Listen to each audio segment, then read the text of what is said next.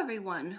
I'm so sorry that there has been such a long delay with making videos. Unfortunately, I've been so busy trying to readjust to my new place and everything, and dealing with a new job and all this other personal stuff that I haven't really had time to kind of sit down and devote myself to making videos as I thought I initially had time for. But now it seems like that everything's been settled in for these past couple of months or so, that I will be able to start making more content again. But the content may be limited depending, and I'm still thinking that once a month is probably where it's gonna fall, but I will try to keep it consistent if I can. So, I mean, I can't make any promises. I mean, I'm human and, things come up, but I definitely don't want to neglect making videos because I do really enjoy it and I do love seeing the comments and feedback. So, and the support as well, which is also very great, and I really appreciate all of the support. So, without further ado, for this particular video, I'm kind of going still in my order of talking about various things dealing with movies, books, and music.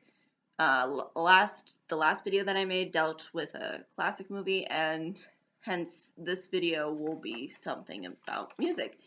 And in this case, I'm going to be talking about some of my personal favorite songs by Chuck Berry. He is a 50s rock and roll musician that unfortunately recently passed away. I believe it was in March. And I thought it would be interesting to do kind of a little tribute, and sort of talk about his influence as well as my personal favorite songs of his. So, without further ado, I think it would be interesting to sort of go off of the songs that you may or may not have heard of, and then kind of end with the most well-known and really my personal favorite if I had to pick out of the whole list of songs. That the last one that I'll be mentioning is probably my personal favorite. But starting off with rock and roll music. So this song is definitely considered to be one of Barry's personal best, and most popular. It's a little bit slower tempo than some of his other songs, and at the same time though there will be parts where it goes a little faster, so it kind of comes in waves, and as a result it kind of gives off a really interesting sound, and so that's why I personally found a certain amount of enjoyment from that particular song. Now, as far as what the content of the song entails, as in what exactly the song is about, it basically involves Barry kind of talking about how he personally enjoys rock and roll music and how he sort of thinks it's the best out of all of the genres that are out there. And he kind of even says within the song, sort of, if you want to like dance with me, they better be playing sort of rock and roll. It just goes to show you how much rock and roll was really influencing that era. It really did start really within the 50s, I would say, and really built its solid foundation there. And I think Barry's passion for this particular genre really shines through with this song, and really has given way to a lot of other artists that eventually will come later. Excuse me. So it's definitely one of the ones that I think stands out as far as his material is concerned. This is the other song that I'm going to be mentioning now, is one that I think a lot of people are familiar with. Some people maybe have heard different versions of this song, but basically it's titled No Particular Place to Go.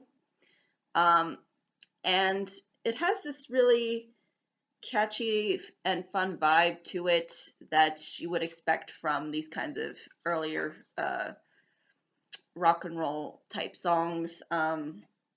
And basically, he just talks about how he's cruising along um, in his car with his girlfriend next to him. And basically, within the first verse, he talks about having a having a kiss with her, and then in the second verse, he talks about them sort of cuddling and driving a little slower, and him driving a little slower. Third verse involves him deciding to park and go for a walk along with his girlfriend. And then, unfortunately, they can't get their seatbelts undone. So they sort of give up. And then they decide to just drive back home, basically defeated in the fourth and final verse. So you can sort of see how it's kind of trying to tell a story almost. But it's not really technically a very interesting story, I guess you could say. But it just kind of, I guess it just displays a certain amount of comical or comedic value to it, because it's kind of, you know, it's something that I think people can at least identify with, because they've probably been in situations where they wanted to do something, while they were even on the road and wanting to enjoy themselves, but then realizing that they can't do it. Like going to a place and then realizing it's closed or something, that kind of defeatism and disappointment is, I think, what makes the song kind of ironically charming, sort of. So that's why I think that one, at least in my opinion, stands out. The third song that I wanted to briefly mention is Maybellene. This was actually considered to be one of the first rock and roll songs. So it was one of those early it was kind of one of those songs that set sort of the stage as far as what would eventually become sort of rock and roll music. And I think it's definitely safe to say that that once that genre was put sort of forward, the popularity for it eventually grew exponentially. And as a result, we get interesting artists that would come on later within the 60s and 70s and 80s and so on and so forth, with their own particular interesting sound. But again, this was really laying the foundation. He really was that influential as far as a musician is concerned.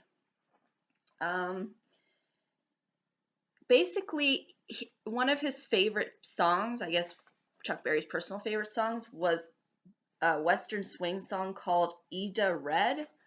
And basically this song is designed to be kind of an adaptation of that song, or this song, Maybellene. And basically, the song is supposed to be about this girl named Maybellene who has difficulty staying true to her man. In other words, she likes to get around, unfortunately, and that means cheating. But not only does the song sort of state generally how Maybellene is kind of a sleaze, but it also talks about how the narrator, I guess in this case being Chuck Berry, has his Ford V8 and is driving along in it, and along comes Maybellene, and she's drag racing with this other guy who has a Cadillac. And basically, I guess her car is a Coupe de Ville, as far as from what I could tell from the lyrics. So it's kind of interesting in how the song is sort of general and like describing how Maybellene is like this sleazy woman, and also displaying something that's very kind of specific as far as a somewhat of a storyline is concerned, with having a drag race kind of take place within the song. I guess it just shows you how, like, within that particular era, cars, I think, were fairly popular, especially within the United States, considering that the car companies, I guess, way back then were considered to be like really high standard, and a lot of people really enjoyed those kinds of cars. Um, and people back in the 50s, I think, had this very carefree lifestyle, that you would sort of see these kinds of things where, people would just kind of do what they wanted. And, I guess in this case, drag racing your cars was probably one of them. And I think that's why people, in particular within that era, identified with the song so much, because it was so upbeat and happy and carefree, and the kind of things that I was describing was very carefree as well, and just kind of having fun, but yet still with Chuck Berry emphasizing the point that she's a sleaze. You can kind of see sort of the irony with that too, and how he's kind of trying to show that she's kind of I guess, kind of a bad influence almost, but at the same time, she's just living out this fun and carefree, lifestyle with drag racing. So, it's a rather interesting song, and I think these songs are not really meant to be that in depth, but again, are supposed to kind of give you a feel of what the time period was like. And I think the song definitely gets the time period of the 50s really down. It's not to say that women were sleazes back in the day, but to say that, the things of like the parts of the song that deal with kind of the drag racing and the cars are what people kind of identify with, because that was sort of the big thing back then, and those car companies were really popular and had a lot of great models that I think a lot of people sort of remember, and people who are really into cars know more about that kind of thing than I do. But that's as far as I'll probably go with that song. And the second to last song I wanted to mention is another one that was actually fairly popular during the time. I don't know how popular you would consider it to be now, but it's got a significant amount of views on YouTube, and that is Roll Over Beethoven. The funny thing about this song is that it actually was written based upon something that sort of was a kind of an maybe not an everyday occurrence, but something that happened a consistent amount of times. And that was Barry's sister wanting to play classical music on the family piano. And Barry not really liking that all too much, because he was more into the popular music of the time and not so much of the classical artists. And so the roll over Beethoven sort of refers to kind of Beethoven rolling over in his grave, and other classic musicians sort of rolling over in their grave because of what classical music, because of how classical music eventually gave way kind of to rock and roll. So back in the day, obviously, classical music was still fairly influential, and a lot of people were really utilizing it. And obviously, we utilize classical music today, but I think it's more to say the popularity of classical music sort of was not was was was becoming not so influential, at least probably during this period, since we're getting all of these kinds of new types of music, from rock and roll to swing to jazz. All these other kinds of genres were really pushing kind of classical music to the side. And I think that's sort of what Chuck Berry was sort of saying with rock and roll, is that rock and roll was so influential back then that it basically pushed aside the artists that kind of came before, and that's sort of the essence of the song within and of itself. And it's actually fairly similar to the other song that I'm going to be mentioning, which is the last and my personal favorite. But it's basically got the similar rhythm and catchiness that makes Chuck Berry's music, excuse me, rather enjoyable. Um, and um, I would definitely recommend it, especially if you want to kind of see where it kind of got all started, this whole genre of rock and roll. Because if you listen to his kinds of music, you will see how this definitely did impact a lot of other artists. So the last and final song that is my personal favorite, and was also in Back to the Future, is Johnny Be Good. And man, is this song catchy. It is, out of all of the Chuck Berry songs that I've listened to, this is the one that just sticks with me like really strongly. It's basically supposed to be a song about Chuck Berry's kind of life and sort of the lifestyle that he led. Um, so he basically got the Johnny uh, Be Good name from Johnny Johnson, who was someone that he collaborated with when when Barry was making his music.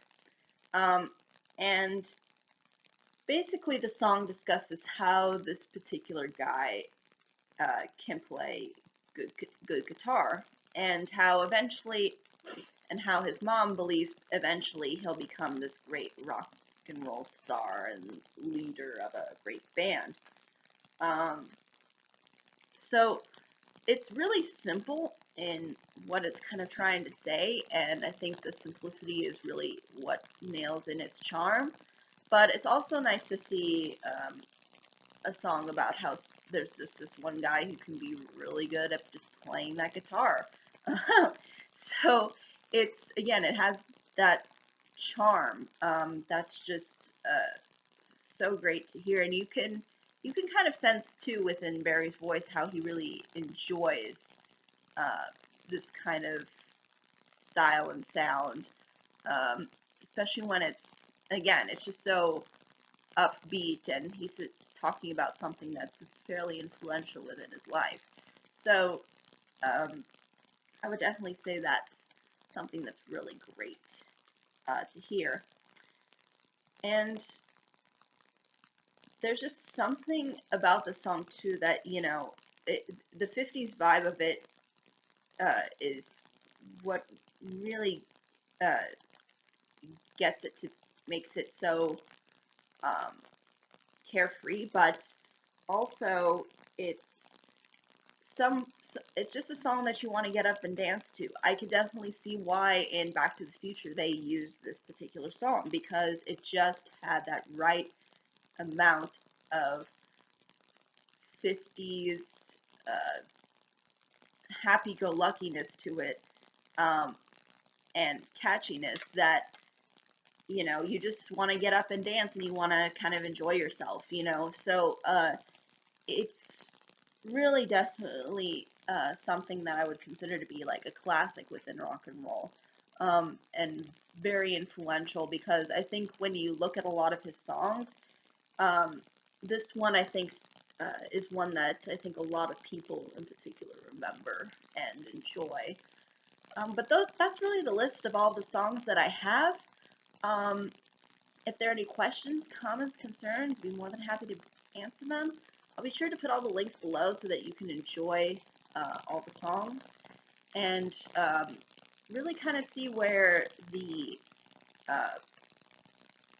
uh, later half of the 20th century, as far as music, kind of started. Because really, Chuck Berry was one of those musicians that really brought forth the kind of new era, or brought forth, I guess, sort of a new era of music that wasn't really there before. So, um, but it was definitely influenced by older styles. But again, this kind of music really pushed the envelope as far as setting music on another course in another direction.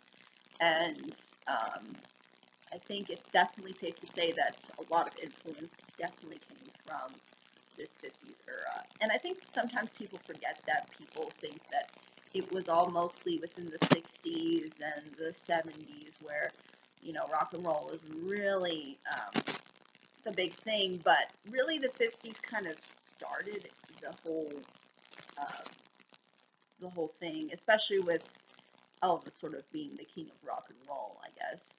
Um, but I think sometimes people tend to forget that because they think the Beatles were so influential and other artists of the 60s were very influential. But again, a lot of that influence came from the 50s style of rock and roll. Um, so I think that's really ultimately all I can say, though. Uh, I will, again, try to keep up if I can with making videos. It just might take some time because I fortunately don't have a lot of time. But I will try to keep it consistent now. Putting more, but again, my time is limited at the moment. Maybe in the future I will have more time. But as for now, there's just too much going on. But thank you so much for watching. Hope you all have a pleasant day, week, month, and year, and bye-bye.